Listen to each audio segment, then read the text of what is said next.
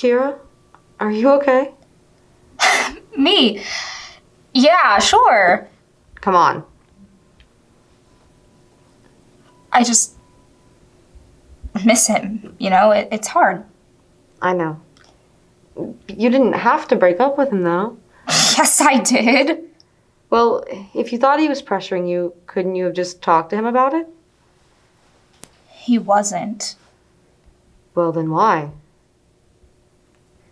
It was me. Okay. Oliver said to make my decision. He said not to worry about him. He said wherever we went, we would figure it out. So I tried, not to think about him, to take him out of the equation, but I couldn't.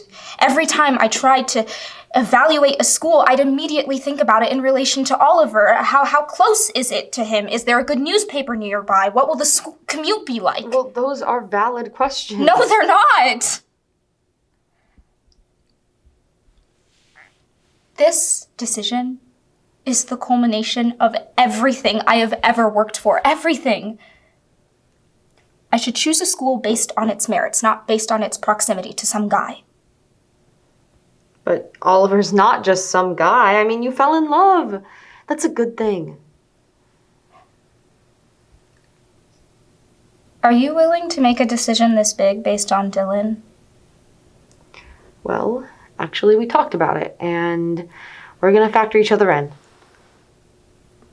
Oh, okay. Well, carry that thought out.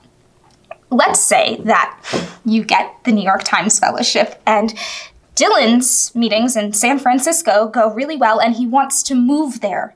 Do you take a job in San Francisco? I mean, the Chronicle is a perfectly adequate newspaper. Or do you go to the New York Times? The New York Times.